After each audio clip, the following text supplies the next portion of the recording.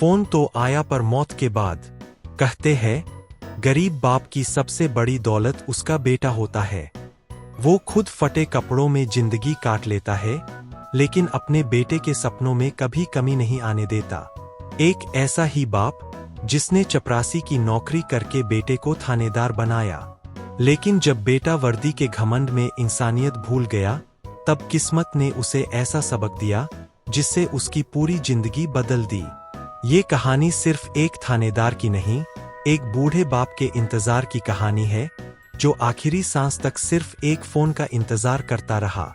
गांव के छोटे से घर में रहने वाला रामलाल कलेक्टर ऑफिस में चपरासी था। सुबह सबसे पहले ऑफिस खोलना, साहब की टेबल साफ करना, फाइलें उठाना, यही उसकी जिंदगी थी। लेकिन रोज जब वो बड़े बड़े अधिकारियों को लाल बत्ती वाली गाड़ियों से उतरते देखता, टेबल पर नेम प्लेट देखता, तो उसकी आंखों में एक सपना चमक उठता। वह मन ही मन सोचता कि एक दिन उसके बेटे के नाम की भी ऐसी ही तख्ती होगी। चिलचिलाती धूप हो या कड़ाके की ठंड, रामलाल अपनी फटी पुरानी साइकिल से मीलों दूर दफ्तर जाता ताकि बस के कुछ पैसे बचा सके और रोहित के लिए शहर से नई किताबें ला सके। कभी कभी भूख लगने पर वह दफ्तर के बाहर सिर्फ पानी पीकर सो जाता और खुद को दिलासा देता, आज मैं भूखा हूं तो क्या, कल मेरा बेटा साहब बनकर दुनिया को खिलाएगा। रामलाल की पत्नी कई बार कहती, इतनी छोटी नौकरी में बड़े सपने मत देखा करो, लेकिन रामलाल मुस्कुरा देता। गरीब आदमी अगर सपना देखना छोड़ दे तो जीना भी छोड़ देता है। उसका बेटा रोहित पढ़ाई में बहुत तेज था। रामलाल ने अपनी जरूरतें मार दीं। कई रातें भूखा सोया, पत्नी के गहने बिक गए, लेकिन बेटे की पढ़ाई कभी नहीं रुकी। सरकारी स्कूल से लेकर शहर के कॉलेज तक रामलाल ने खून पसीना बहाकर बेटे को पढ़ाया। और आखिर वो दिन आ गया। रोहित पुलिस विभाग में चयनित हो गया। थानेदार की वर्दी पहनकर जब पहली बार घर आया, रामलाल की आंखों से आंसू बह निकले। उसे लगा जैसे उसका सपना पूरा हो गया। लेकिन धीरे धीरे वर्दी का रौब इंसानियत पर भारी पड़ने लगा। रोहित अब गरीबों से बदतमीजी करने लगा। छोटे दुकानदारों से मुफ्त सामान लेना, ढाबों में खाना खाकर पैसे न देना, कमजोर लोगों को डराना, ये सब उसकी आदत बन चुकी थी। शहर के बाहर एक बूढ़े शेखर बाबा का छोटा सा ढाबा था। रोहित रोज अपने पुलिस वालों के साथ वहां पहुंच जाता। 10 लोगों का खाना खाते और बिना पैसे दिए चले जाते। बूढ़ा ढाबा मालिक हाथ जोड़ता, साहब गरीब आदमी हूं, थोड़ा हिसाब दे दीजिए। रोहित हंसता, अरे थाना चलवाएगा क्या हमारे ऊपर। पूरा शहर थानेदार की शिकायतों से परेशान था। इधर समय के साथ रामलाल बूढ़ा हो गया था। कुछ ही सालों बाद उसकी पत्नी कमला भी गुजर गई। अब छोटा सा घर बिल्कुल खाली हो चुका था। दीवारों पर सन्नाटा और आंगन में सिर्फ अकेलापन। रामलाल अब रिटायर्ड हो चुका था। उसके पास बस एक पुराना मोबाइल था। वही मोबाइल जो रोहित ने नौकरी लगने के बाद उसे दिया था। रामलाल रोज सुबह सबसे पहले मोबाइल चार्ज पर लगाता, फिर मुस्कुराकर कहता, आज जरूर बेटे का फोन आएगा। पड़ोस वाली शांता चाची कई बार कहती, काका बेटा इतना बड़ा अफसर बन गया, अब उसे कहाँ याद होंगे गांव वाले। रामलाल तुरंत बोल पड़ता, नहीं चाची, मेरा बेटा ऐसा नहीं है, काम बहुत रहता होगा। फिर वो घंटों दरवाजे पर बैठा रहता। मोबाइल हमेशा उसकी जेब में रहता। हर छोटी आवाज पर उसे लगता, शायद रोहित का फोन है, लेकिन फोन कभी नहीं आता। वह पुराना मोबाइल अब रामलाल के लिए सिर्फ फोन नहीं, उसकी धड़कन बन चुका था। मोबाइल की स्क्रीन पर धूल भी जमती तो वह उसे अपनी धोती के कोने से बड़े प्यार से साफ करता। हर रात सोने से पहले वह चार्जर की पिन ऐसे लगाता जैसे किसी मंदिर में दिया जला रहा हो। मोबाइल की रिंगटोन बजते ही वह कांपते हाथों से उसे उठाता, पर अक्सर वो किसी कंपनी का फोन होता। फिर भी उसकी उम्मीद नहीं टूटती। वह फोन को तकिए के बगल में रखकर सोता, इस डर से कि कहीं नींद में बेटे की कॉल मिस न हो जाए। बूढ़ा रामलाल रिटायर होकर गांव में अकेला रह गया। पत्नी भी गुजर गई। अब उसके पास बस एक पुराना मोबाइल था जिसे वो रोज चार्ज करता, सिर्फ बेटे के फोन के इंतजार में। इधर थानेदार की रंगदारी, भ्रष्टाचार, गरीबों पर अत्याचार, आखिर शिकायत नई कलेक्टर तक पहुंची।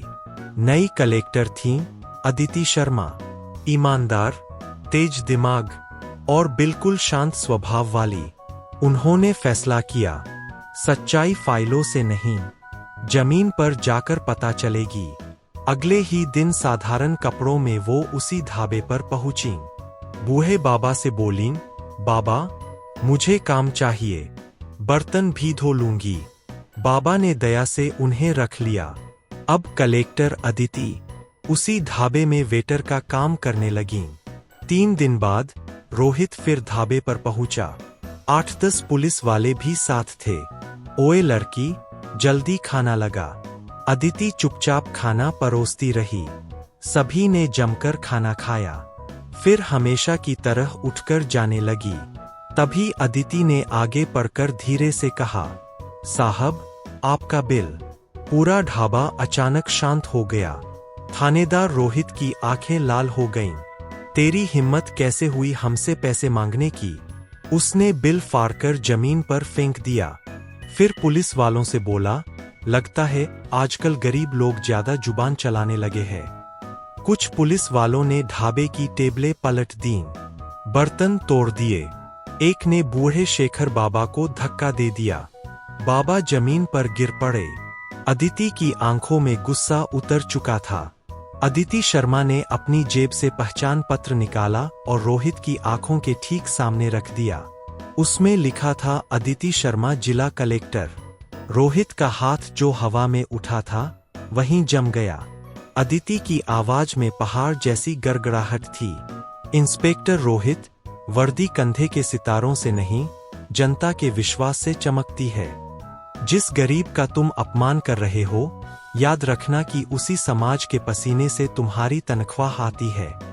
आज तुम सिर्फ एक ढाबे का बिल नहीं फाड़ रहे, तुम उस कानून की गरिमा फाड़ रहे हो जिसकी शपथ लेकर तुम यहाँ खड़े हो। वर्दी की गर्मी ने तुम्हारी याददाश्त शायद कमजोर कर दी है, पर यह कुर्सी तुम्हें याद दिलाएगी कि तुम सेवक हो, भगवान नहीं। पूरा ढाबा सन्न रह गया। पुलिस वालों के हाथ कांपने लगे। रोहित के चेहरे का रंग उड़ चुका था। अदिति की आवाज गूंज उठी, वर्दी जनता की सेवा के लिए होती है, गरीबों पर रौब दिखाने के लिए नहीं। रोहित सिर झुकाकर खड़ा था। पूरा ढाबा सन्न रह गया।